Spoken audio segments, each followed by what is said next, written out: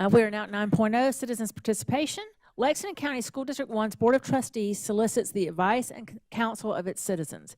To encourage this participation, the board provides a citizens participation period during our board meetings. In order to speak, you must be the parent or legal guardian of a student currently attending a Lexington District 1 school, a taxpayer residing in the Lexington District 1 attendance area, an employee of the district, or a student currently attending a Lexington District 1 school. You may comment on agenda items, school operations, policies, programs, or other matters. You may not speak about specific individuals, whether students or staff. We want to remind you that this meeting is being live streamed and that the recording of this meeting will be part of the public record in perpetuity. We want to give everyone who came tonight an opportunity to speak, and in order to do that, I will call on each speaker by name and ask you to approach the lectern at the back of the room. The board will not reply to your remarks nor take any action during the board meeting in response to your comments or questions. You may address the board for up to 3 minutes.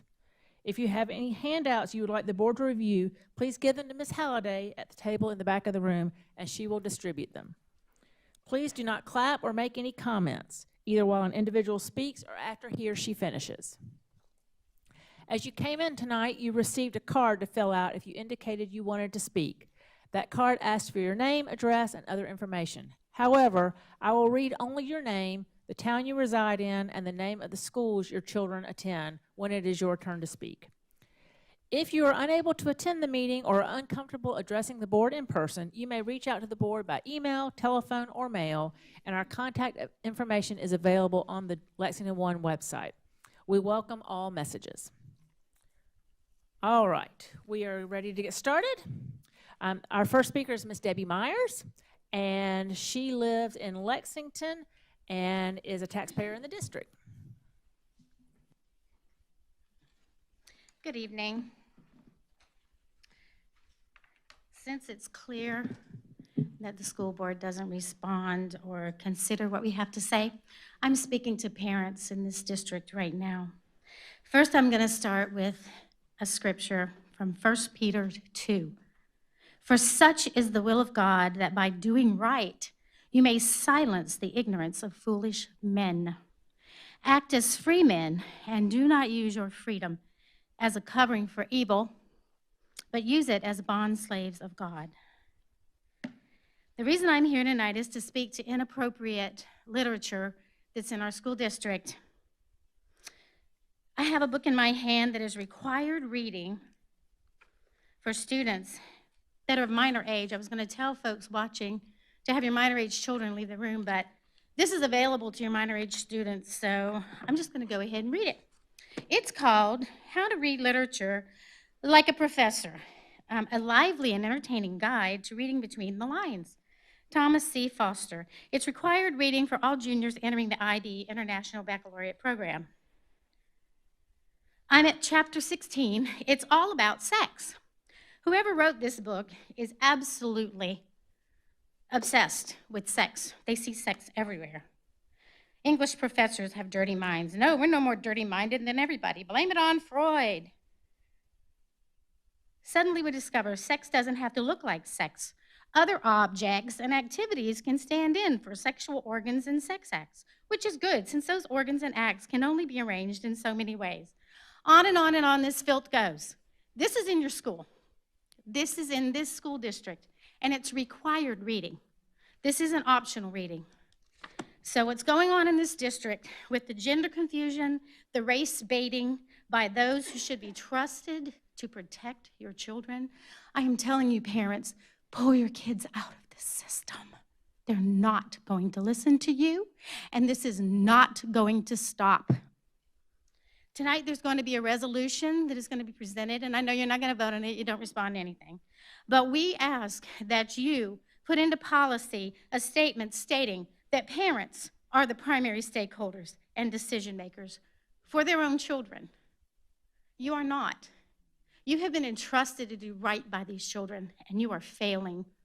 You are failing, and it breaks my heart. I've been in this district since 1994, and it's only gotten worse. And I don't see it getting any better. Parents, I plead with you, protect your children, pull them out, teach them at home, you can do it. Thank you very much for listening to me. If you want information on this book, the author's name is Thomas C. Foster, and he needs his mouth washed out with soap.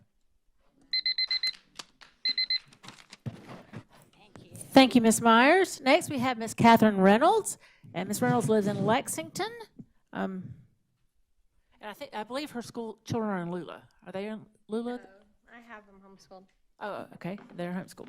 Okay, so I am a taxpayer of Lexington One, and I would like to invite any teacher that isn't able to speak up, any parent that can't come here in person, or anyone that has concerns and not available to come here, that I'll be willing to advocate for you guys.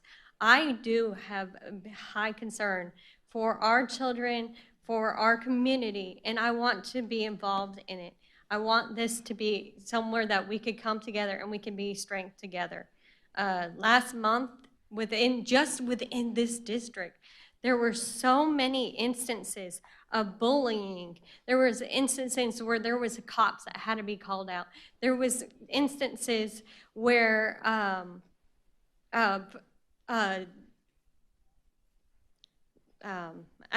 don't want to call out personal kids and stuff like that, but there are so many things going on within this district that scares me, because my children are supposed to be in school and be safe. But how can we feel safe whenever kids are being bullied and they tell them to brush it off? Oh, you're overreacting. I watched a video of bullying. There was a child that was thrown to the ground.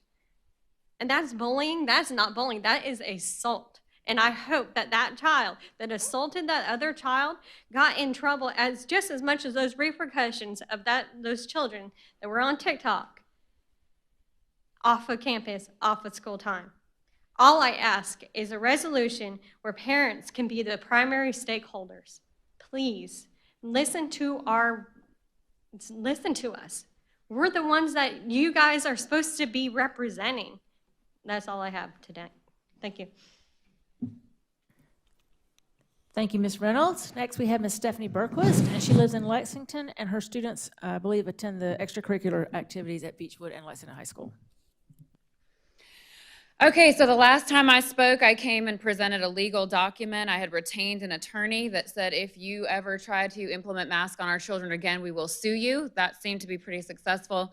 If you think that we get tired of coming, we do. I'm tired, everybody's tired, you're probably tired of hearing from us, but guess what? We're not gonna stop coming until we get what we deserve. So I emailed you all on November 10th a resolution. It's been successful in other neighboring districts. To summarize that document, which I know you've all seen, irregardless of your non-responses, it states that we are asking and quite frankly demanding at this point a policy be implemented that us, the parents, are the primary stakeholders in our children's education, not consultants, not having an opinion, the primary stakeholders. I said on November 10th, dear board and superintendent, myself and other parents are requesting you add this to the agenda for Tuesday meeting, of which you did not do. We ask you to take the first step of action to recognize parents as the primary stakeholder. I asked two things from each of you. Number one, can you each please respond? Please respond and let me know if you agree that we should be the primary stakeholders or not. Nobody responded. Number two, will you please let me know if you'll be adding this to the agenda? Nobody responded. Greg Little responded 2 days ago. Ms. Burquist, the district already has policies that makes clear, and I'm reading this email, that makes clear parents are critical participants in their child's education, and policies that encourage feedback, even when that feedback disagrees with current policies, procedures, or practices. Therefore, it is not my intent to recommend this resolution to the board. Okay, that's great. If you have a policy, I responded on November 12th, just a few hours later. If you have a policy that says that, can you please email that to me? I'm paraphrasing. I said, there's a lot of legislation going around the country, going around South Carolina. We have pornography in our schools. We have money gone missing. We have a multitude of problems that we are going to handle. You will be held responsible personally, professionally, legally legally, any way necessary. I need somebody on the board to add this to the agenda, and if you have this in a policy, please send it to me. I have 59 seconds. I was not sent anything. What I was sent was a link of thousands and thousands of pages, unfortunately, that I went through. Greg Little says, Ms. Burquist, here's the link to our policies. Section B, I, and K all have policies that speak to the matter. That's not true. I have 40 seconds. The only thing I found in Section C said, every parent in the Lexington One district, every parent or legal guardian has the following rights. Number 1, to be treated with courtesy. Number 2, to be treated with respect as an individual regardless of race, creed, national origin, economic status, or sex. Number 3, to secure as much help as available from the school district to further progress or improvement of his or her child. Number 4, to receive responsible protection. Number 5, to organize and participate in events. Number 6, to participate in his or her child's school activities. Nothing in here says we are the primary stakeholders. I'm demanding it tonight. I'm demanding it every other night. We will keep coming back. Parents, I'm also speaking to you. If you don't know what's going on, listen what's happening in these books. This is why we need to be primary stakeholders. Thank you, Ms. I'm going to Burquist. keep emailing till y'all adopt it. Next, we have Ms. Janine Connor. Ms. Connor lives in Lexington and has students that attend Lexington Middle and River Bluff High School.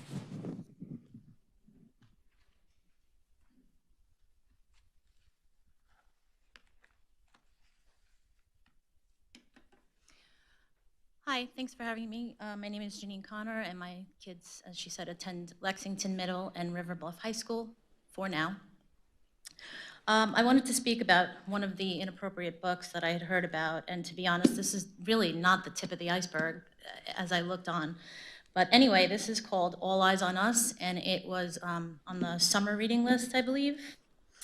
And it basically glamorizes drugs, it's anti-Christian, religion bashing, speaks about a high schooler who's trying to keep her lesbianism from her Christian mother by dating a boy. I could go on, and in case I run out of time, at the end of the book, one of the kids ultimately steals a gun from their parent and holds it to the throat of another student, which is just what we need in our books right now. So I will just read a couple while I have time. Let me start at the beginning here. Okay. By 4:30, it's time to get stoned. The charade of our relationship is keeping me safe, but it's not something I can face sober. I shove my desk chair up against the door and pull the cardboard box that holds the shoes from my holy immersive baptism out of the back of my cramped bedroom closet. I push aside the tissue paper to reveal my vape pen and jar that holds my stash. Then I plug the vaporizer into its charger. Drugs of all kinds are strictly prohibited by the Fellowship of Christ. Christian teens are high on life, said sarcastically. But vaping is hardly the most of the serious of my infractions. If the church's principles are right, which they aren't because I can't let myself think that way, the afterworld already holds a punishing lake of fire with my name on it. In this life, I'm getting stoned. And there's something about one of the students was saying she loves the other. I love you, Paulina says back, and I know she means it.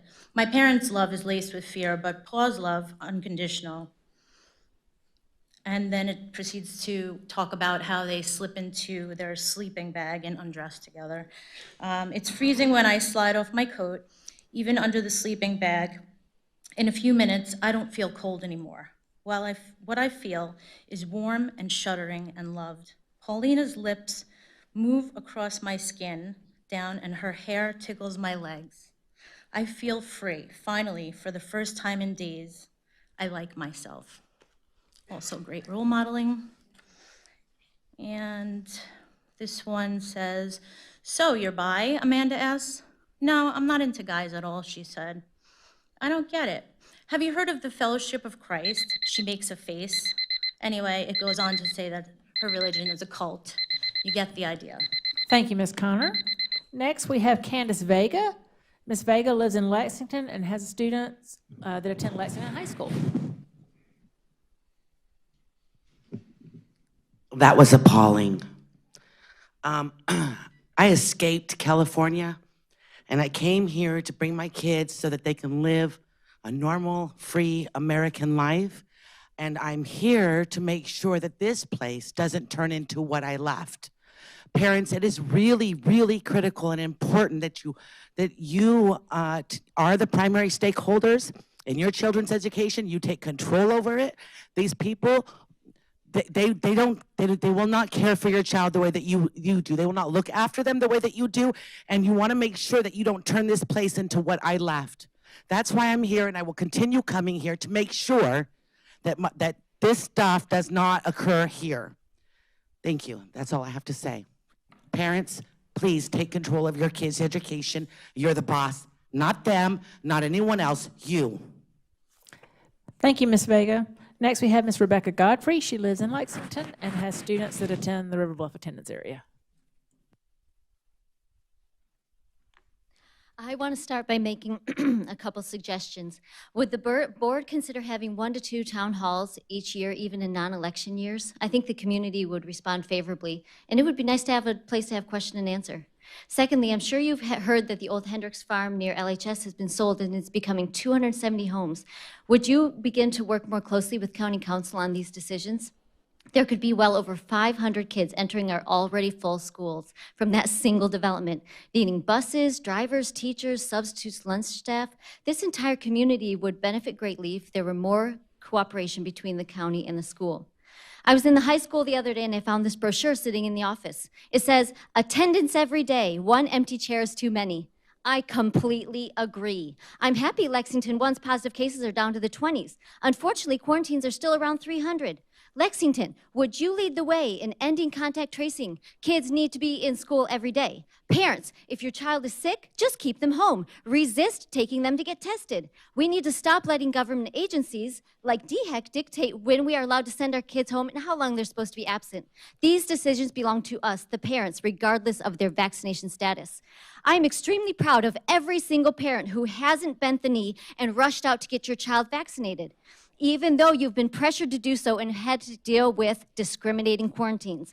I know it looks like the most convenient and easy thing to do, but please consider the long-term consequences that you would be trading for short-term convenience. Getting jabbed doesn't give you freedom. It gives you privilege for being obedient and complying. We know privileges can be removed at any point when a higher authority like DHEC says it changes the rules and says that you need to have a booster to be considered vaccinated. Continue to stand strong with your decision to not inject your child. Why? The jab is experimental. Drug companies have no liability. The vax can still catch and spread COVID. The jab causes heart conditions in kids up 200%. 91 studies have been done across multiple countries that prove natural immunity is better. The jab destroys your immune system. 70,000 healthcare professionals walked away in New York. Consider why, after they were forced to be vaxxed. The CDC confirmed vaxxed people are 6 times more likely to be hospitalized with COVID than the unvaxxed. The CDC also just admitted it has no record of an unvaxxed person spreading COVID after recovering. 0. COVID injections are the most dangerous vaccination in history. They are 800 times more deadly than the smallpox vax, which had previously held the record.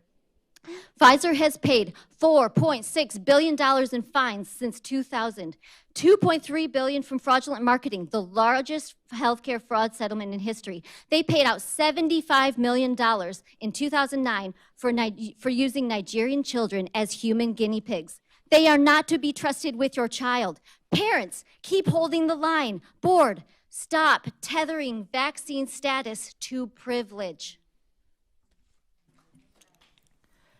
Thank you, Ms. Godfrey. Next, we have Ms. Dana Holmesley. She lives in Lexington and has a student at Lexington Elementary. A few months ago, I obtained the chairwoman's emails through a Freedom of Information request. After much difficulty in acquiring these emails on time from the district, I eventually came across 2 emails in reference to a request made by Ms. Garris during the July 20th school board meeting. Only one of those emails is located within the minutes, while the other is in my possession.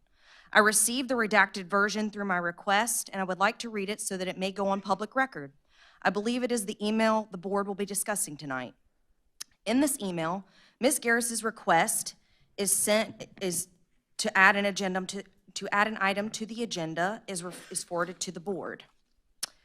Anne Marie, please add my request for information regarding the June 21st, 2021 email to Ms. Salters to the July 20th, 2021 agenda so that the board can discuss the information I have requested. Once Mr. Salters provides me with an estimate on the time to gather these materials, I will know at that time which item I wish to ask the board to consider. However, I wanted to give you plenty of notice so that my request would be put on the agenda. Of the items I requested, I asked Mr. Salters to let me know what items were available electronically or do not currently exist.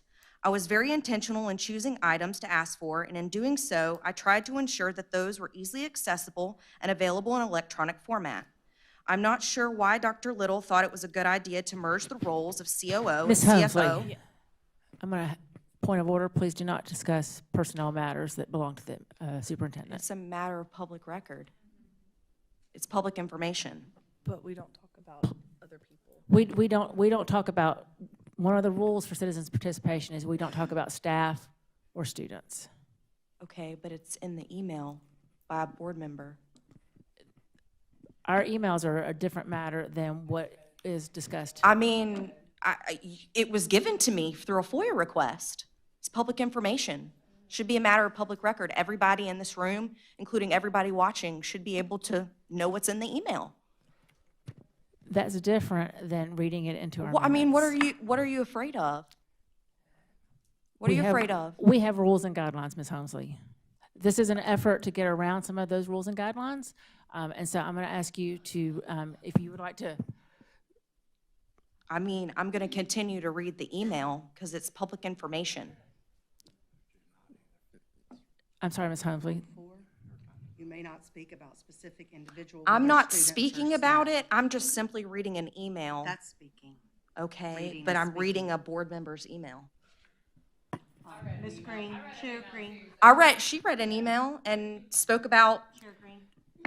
Ms. Helmsley, there is as board members, our emails are public documents, yes. But our minutes and our meetings are the board's business. And we have chosen to prevent what you're trying to do right now, which is to enter information about a staff but it's in member regard into the to a record. bond referendum for which we all voted on. So why can't we read an email from a board member discussing why she's not given certain documents when requested in regards to a bond referendum that we all voted on?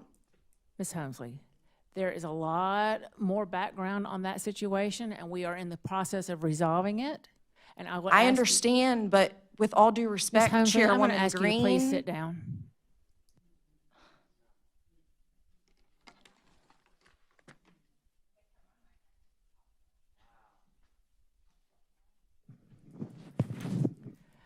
Next, we have Madison Rogers, and she lives in Lexington, and her student attends New Providence Elementary.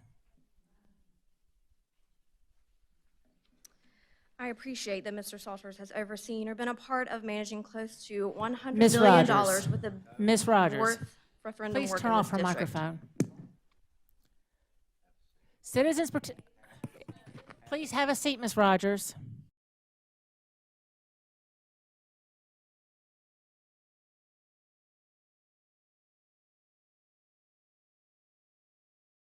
To come and speak to us, but we do have guidelines and rules, and the reason for that is to protect the decorum and the business of the board.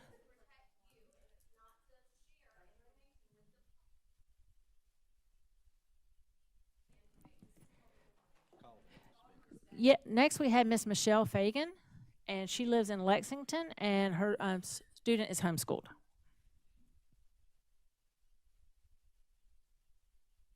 Community. This is the book stamp. It is in every Lexington District 1 middle school and high school. 12-year-olds should not be reading.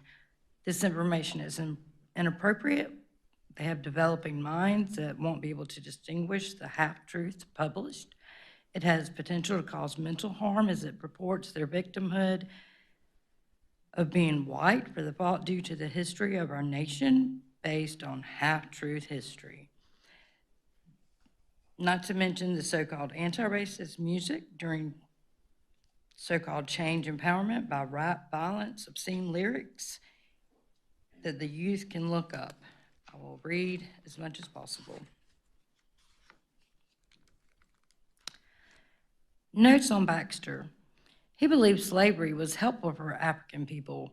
He even said they were voluntary slaves, as in Africans who owned to be slaves so they could be baptized. Notes on Locke. He believed that the most unblemished, purest, perfect minds belonged to whites, which basically meant Africans had dirty brains. He believed Africans were born of a different Adam and had a different creation story. Of course, this would mean they were a different species. It was kind of like saying, or to him proving, that Africans weren't actually human. Like they were maybe animals or monsters or aliens, but not human, at least not like whites, and therefore they didn't have to be treated as such.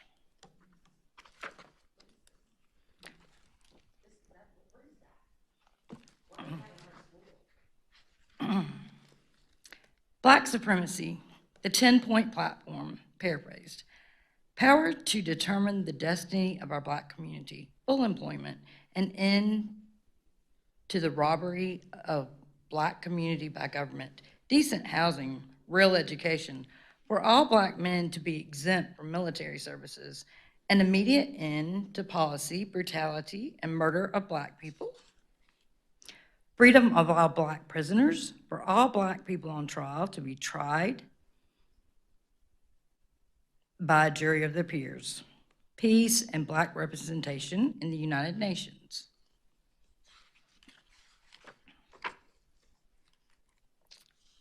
Here are a few songs from that year. Check them out.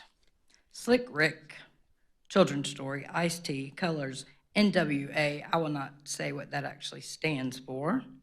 Straight Outta Compton, Boogie Down Production, Stop the Violence, Queen Latifah, Wrath of My Madness, Public Enemy, Don't Believe the Hype.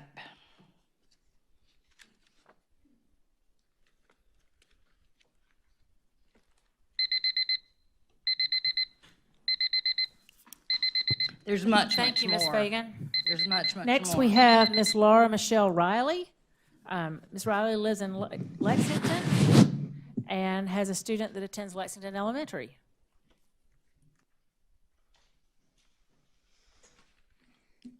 Right. Good evening. This is my first meeting. I have a kindergartner who's 5 years old, my only child. I grew up here. I graduated from Lexington High School. I loved every minute of my public school experience. I am sad right now. I feel like there are lots of parents that are sad and don't know what to do. So I'm doing the only thing that I know how to do is to talk about it, right? I tried to go into my baby's school at Lexington Elementary School on Thursday because Henry McMaster sent out, today I wrote a letter to SC Superintendent of Education Molly Spearman to request that she immediately begin a comprehensive investigation into the presence of obscene and pornographic materials in public schools in South Carolina.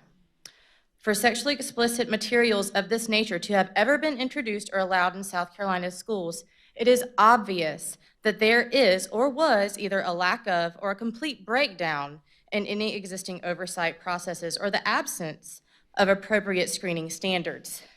This is from our governor. So as a parent, I tried to go and preview the Scholastic Book Fair. I was denied entrance. I wasn't offered a Zoom. I wasn't offered a virtual tour. We need to stop using COVID as an excuse to keep parents out of school. We have our children trusted to all of our teachers and administrators, thinking that this is for the greater good. Obviously, with stuff that you see on the media, whether it be, fake news, I don't feel like it's fake news as of what these ladies have read tonight. It's concerning. And I just want to say that all parents and the board really, really need to implement the policy recognizing that parents be primary stakeholders and not just participants in our children's education. This is important to our community. This is important to the future of South Carolina and the future of our wonderful America. Like, we want to stay free. We want our kids to not be indoctrinated with stuff, you know, that doesn't need to be brought up in these young minds at certain ages. That's what college is for, right? You know, like, so as a concerned parent, I just really wanted to voice my opinion, and my experience was not allowed into the school at all, period. Like, can't get a virtual tour, can't go check on my daughter, you know, after our governor said that they're launching an investigation. So we need to implement that policy, recognizes parents as the primary stakeholders, not just participants. Thank you. Thank you, Ms. Riley. Next, we have Melissa Craps. Ms. Craps lives in Lexington and has students that attend Lexington Elementary.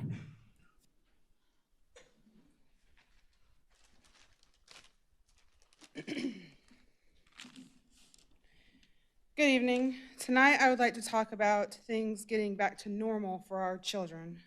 I understand that this week the schools open back up to parents. That's great. I honestly don't think we should have kept away, but those are the COVID restrictions.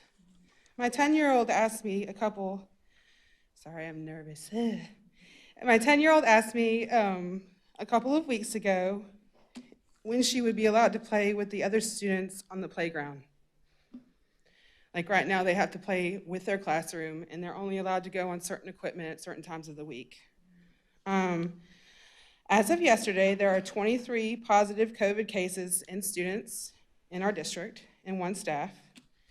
There are 271 quarantined students and 3 quarantined staff. So out of the whole district population, there's 29,127 people.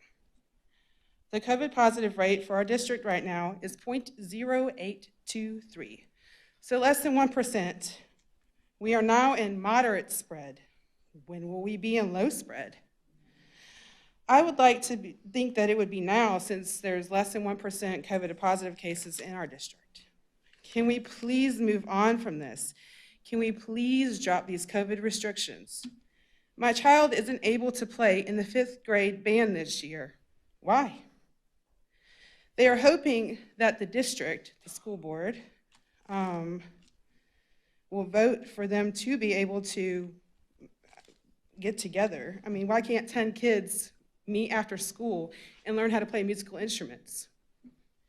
Things will never get back to normal as long as we keep these regulations up. I am more worried about my children's social development than the school district getting sued. That's why I think this is still going on. You all are more worried about getting sued than the mental health of the next generation coming out of the school, unless it's for the ESSER funds. I mean, those are the only 2 reasons why I can see why we're still going on with this. There is no law stating that we have to go by DHEC guidelines. They are simply guidelines. If parents think participating in certain activities will risk their child getting sick, then they have the right to keep them away from those particular activities. COVID-19 is a flu. It is going to keep coming back around. It's going to keep mutating into different strands. We have to learn to live with this. Enough is enough. Thank you, Ms. Krebs. Next, we have Ms. Katherine Carter Jeffcoat. She lives in Lexington and has students that attend Gilbert Elementary. Good evening. This right here is your district policy manual, procurement code, South Carolina FOIA law, South Carolina Code Section 59, and I could have brought more, but essentially these documents here should guide the way that you govern and operate as a board and as a district. So why is the board having such a hard time figuring out process and procedures, so much so that on our agenda is an item for an Attorney General's opinion on a matter that is clearly spelled out in black letter law? Why are we continually seeking legal advice on matters that are clearly addressed in policy and law? If I can read all of this and have a firm understanding of proper process and procedures, then surely those of you who have been on this board for years should have no excuse. The problem is that you're not seeking legal advice for clarity, you're seeking legal advice to give yourselves permission to do whatever you want. For instance, this ad hoc committee meeting These are your B policies. Policy BDE says that the function of special committees is fact-finding, deliberative, advisory, but never administrative or legislative. But at the recent ad hoc committee meeting, they voted to enter a contract for legal services. Is entering a contract fact-finding? No. Deliberative? No. Advisory? No.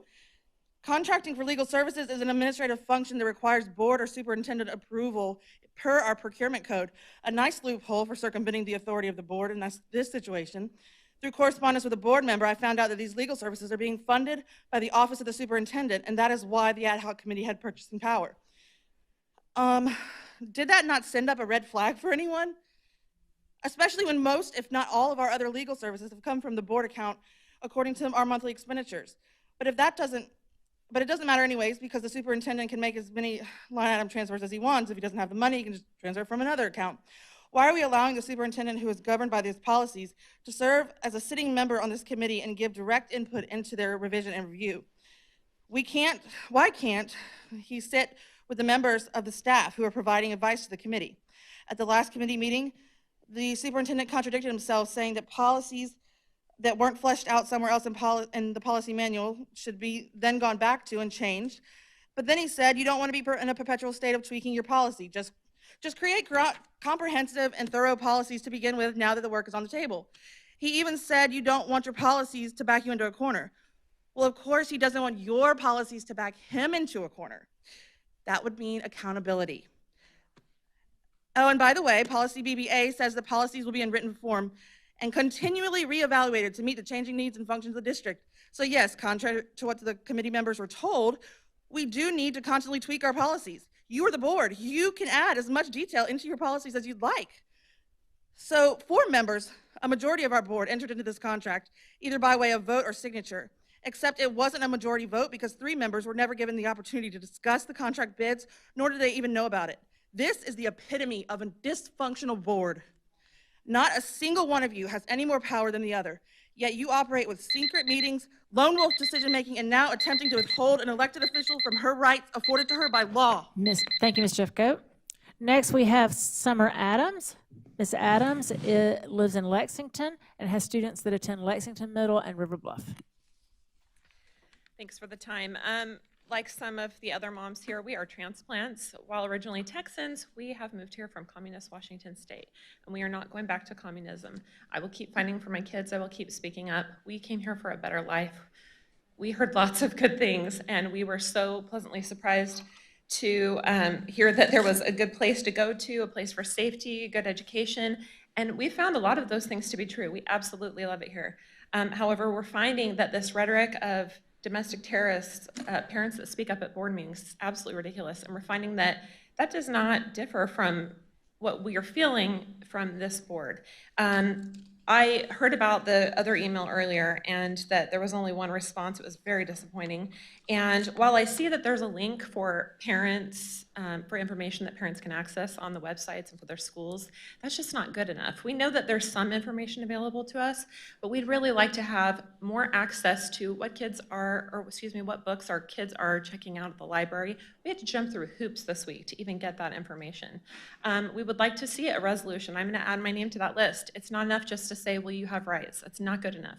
With the rhetoric that's going around, this narrative being pushed by a certain administration right now on a national basis, that is horrifying. And we'd like to be a team. I know y'all don't think that. We want to be a team with you. We want to be a partnership, not just parents versus teachers, parents versus school board. We would love to see Lexington, South Carolina, which I have bragged a lot about to other friends, and I know a lot of other people are coming from New York and different states and looking for a place of refuge. We would love to be a leader in that. We would love to see our school board stand up and say, you know what, parents, you're right, you do have rights. And we have this resolution, this motto, to show the rest of the country what it should be like between parents and a school board. So I would encourage that, please. I've seen some of the material too. I'm totally horrified by it. I think that as a parent of a high schooler and middle schooler, seeing that they have access to that. Luckily, I have really raised my kids with good values, and I'm proud of their choices. But other parents also raise their kids with good values, and yet they have access to just trash, and that's not okay. We need to protect our kids. Also, this whole quarantine thing, I'm going to add my name to that as well. That needs to go. That's ridiculous. We do not punish healthy children. This affects not just their health, because the kids are not suffering from this. This is not affecting them, but the quarantining is affecting them. Our kids had severe anxiety thinking that they might be quarantined, and my kids, who just finally get to be in person after being totally locked down in Washington State, they get to be with friends, these new friends, great teachers. We're pleased with our teachers this year. They don't want to be quarantined because they were exposed. They're healthy, they're fine. So we're not doing that. So parents, keep your kids in school. Thanks for the guidelines, but no thanks. We're gonna march our kids back into school and say they're healthy, where we're not punishing them. And again, we just like to work with y'all and be a team. Please take the lead and be an example for the rest of the nation, please. Thank you, Ms. Adams. Next, we have Ms. Debbie Heim. Ms. Heim lives in Lexington and has a student that attends Lexington High School.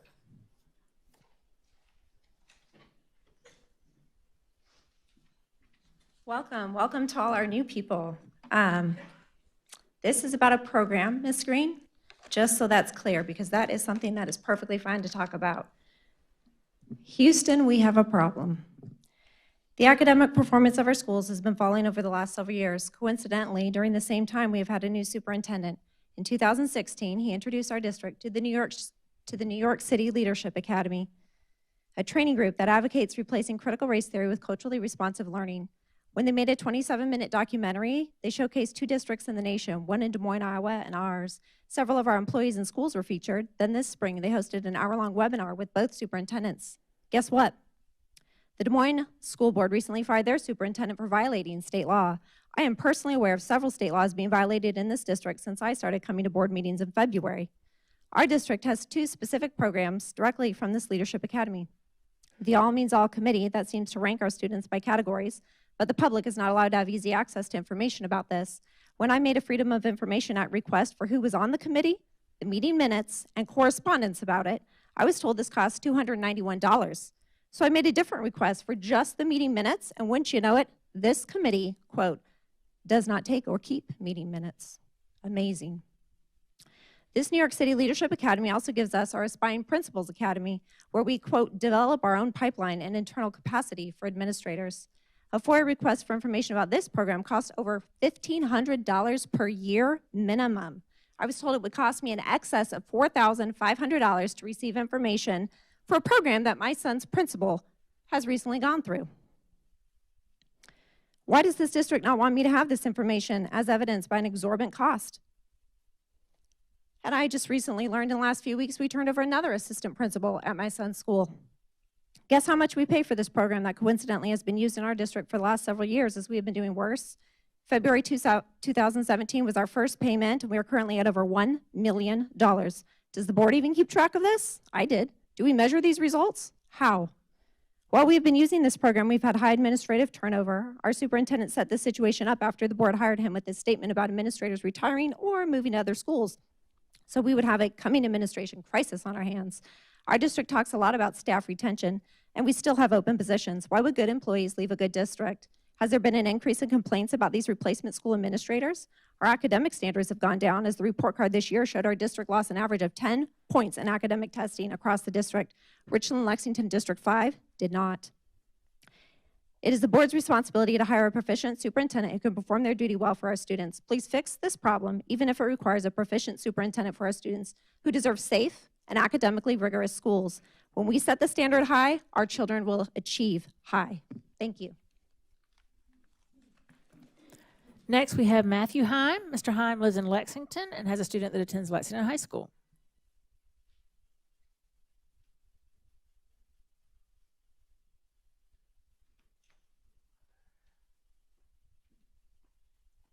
Oh, well, thanks. So, pretty interesting meeting so far. I'd just like to encourage all the men out there, especially, you know, we have voices too. We can use them. It's okay. One thing too. So, honestly, I had stuff written down, but I've just got to ask some questions here. But first, I just want to tell my little story about FOIAs. It's really easy to make a FOIA request. Anyone can do it. It just stands for Freedom of Information Act. It's a sunshine law. Different places, open public records.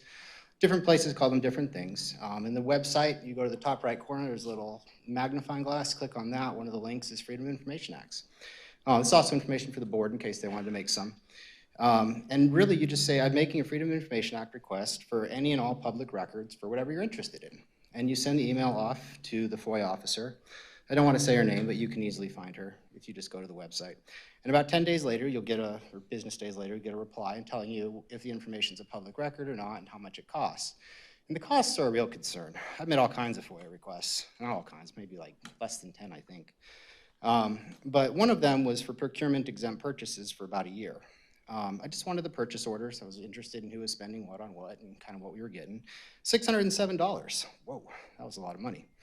I made a request for other things as well, but the costs are expensive, okay? And usually when things are expensive, it makes people not want to spend money on them.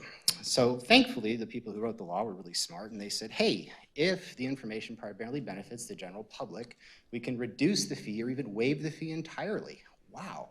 You'd think that public funds would be something that would generally provide insight for the general public.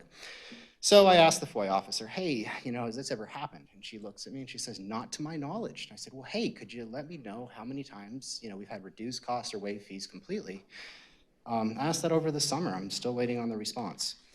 So there's a little bit more I'll probably have to save till next time, but did anybody catch what was said during Ms. Holmesley's exchange with the board? She said, or someone said, we have chosen not to include an email. I wasn't aware the board voted on that. In case you didn't know, the FOIA laws also prohibit votes in executive session, not executive privilege, only attaches for certain things, but all votes are to be done in public. So absolutely no voting, and I would certainly not want to see anybody talking about votes back there because that's all public record and needs to be done during the public comment. So the other thing too with the FOIA is somebody made a decision to purchase those books. So you could just say, hey, I'd like all public records related to policies and procedures for district book approval. Let's just see what you get. You never know. So that's kind of the beauty of the government is it's open, it's ours. We can use it, this is our information. Just start asking for it, okay? Thank you. Thank you, Mr. Heim. Next we have Brandy Reimer. Is that the right last name? Okay, good. Brandy Reimer. Ms. Reimer lives in Pillion and has students that attend Pillion Middle and Pillion High. Good evening, and as Chairwoman Green has stated, I have children that attend Pillion Middle School and Pillion High School. My oldest has been in the school district now since his 6th grade year. We came from Lexington 2 schools. I grew up in Lexington 2 schools. We got away for reasons, major reasons, that we thought we were not going to have to address in this district. When a child at 11 or 12 years old comes home and says, we got away from this from these schools, why are we having to deal with it here? I thought this was supposed to be better. Well, we've been working on this. For 5 years, I have addressed these schools, asking that parents come together. And now that we've actually created a group or formed a group, which is Pillion Parents Awareness Club, or PPAC, whatever you want to call it, it started informal, but it's to address the bullying and not just the bullying. And I understand that law enforcement cannot get involved or remove a student from a classroom when it's a public disorderly conduct issue, but when it's a criminal act within these schools, law enforcement should be allowed to step in, especially when a parent requests law enforcement's involvement. That's not being addressed. It's also my understanding that there's no evidence to suggest any lack of, I guess what we're trying to say is availability or involvement with the school on certain issues. And as other parents have talked about, Lord knows, everybody's heard about these fights, and apparently the parents hear about it before the school administration does, which is an issue. Law enforcement is not allowed to be involved. And there is evidence to suggest that things are not being addressed in these schools because we've had to deal with it personally as parents. We've had children to personally be involved in situations that are not being addressed. It gets put on the back burner or it gets swept under the rug. I've encouraged every parent in the Pillion area that has students to attend these schools, to come to our meetings, address these issues with the board, or address it with their school administration. It's not to bash the district. It's not to bash the schools or the administration or the staff or the teachers even. And I encourage other parents in your areas, in Lexington, Gilbert, get a group together, have your own little meetings, come together and build that relationship with the district. Because if we don't, because it starts with us, and it also starts with this board, because there's also a memorandum of understanding. Parents need to be aware of what's going on there. Understand that policy. I know a lot of you have. Some of us, are still learning these things, but there are a lot of things that need to be addressed that are not being addressed, and it is going unseen. Thank you. Thank you, Ms. Reimer. Sorry. Next, we have Elisa Walters. Ms. Walters lives in Lexington and has students that attend Pillion Middle and Pillion Elementary.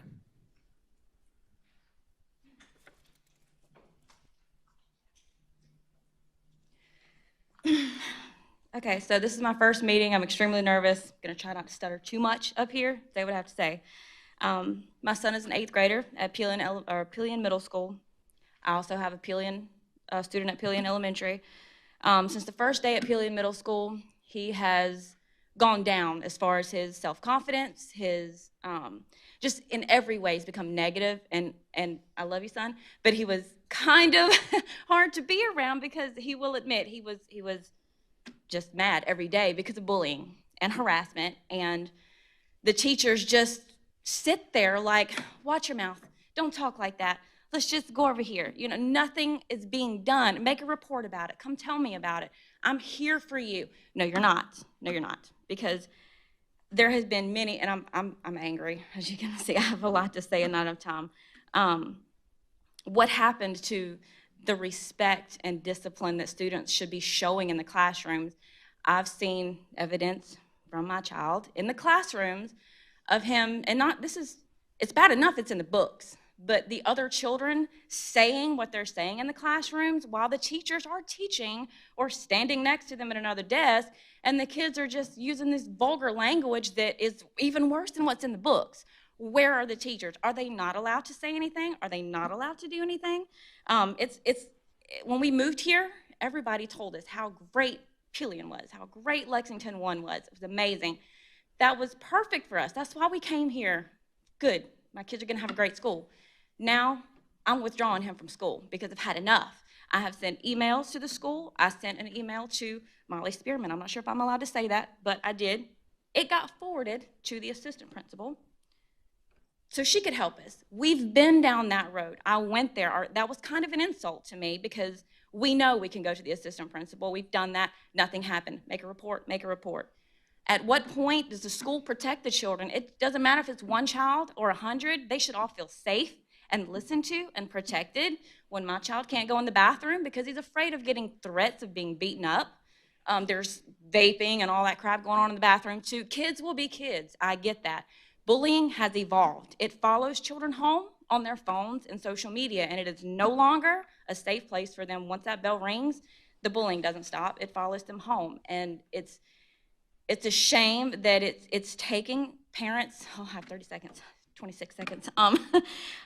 It's just a shame that I've had to send so many emails and ask for help, and it's come down to the last 2 days, Thursday and Friday, I heard from the principal. The actual principal. Every other day it was assistant principal or a counselor or someone, but now the principal wants to help me out now that he's being pulled out. It's too little, too late, and I'm here to help stand up for all the other students who don't feel safe in any schools, Lexington or wherever. So, thank you. Thank you very much, Ms. Walters. Next, we have Monica Reimes. Ms. Reimes lives in Lexington and has a student that attends Lexington Elementary.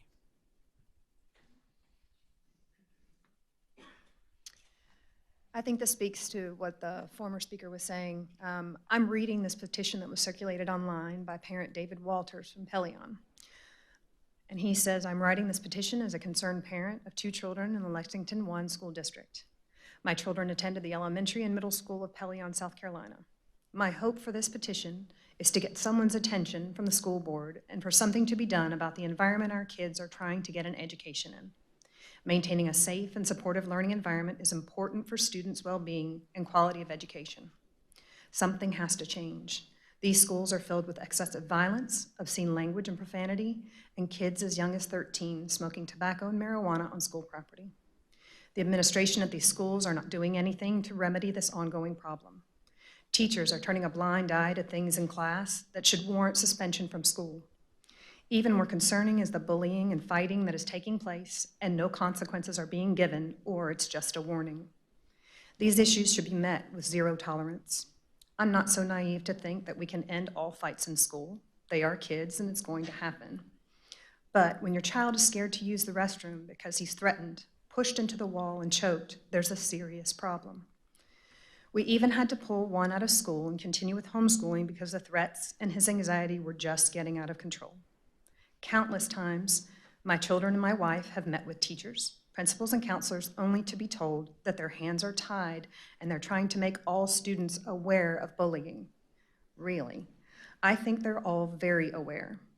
My son has sent me countless videos of people in classes cussing the teachers out, being disrespectful, bullying other students in the same room with the teacher. A lot of kids' grades are slipping due to the fact that they're not being given a fair opportunity to learn.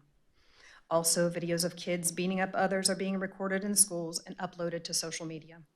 The bullying and mental abuse doesn't stop anymore when you leave school. It's following kids home on Facebook, TikTok, and other platforms. And people wonder why kids are snapping and taking knives and guns to school. They've had enough, They've had enough, and the people who we entrust our children and safety to on a daily basis are not stepping in. Do your job. When I was a student, you didn't disrespect your teachers, smoke, or fight in schools without getting in trouble. What happened? Getting rid of these troublemakers, adding additional resource officers, and doing something to get these schools under control. Please, I ask for your signature and support in finding a solution to better these schools. A child should not have to be scared to attend school. Thank you, Ms. Reimer. That concludes our citizens' participation. Thank you, everyone, for coming tonight.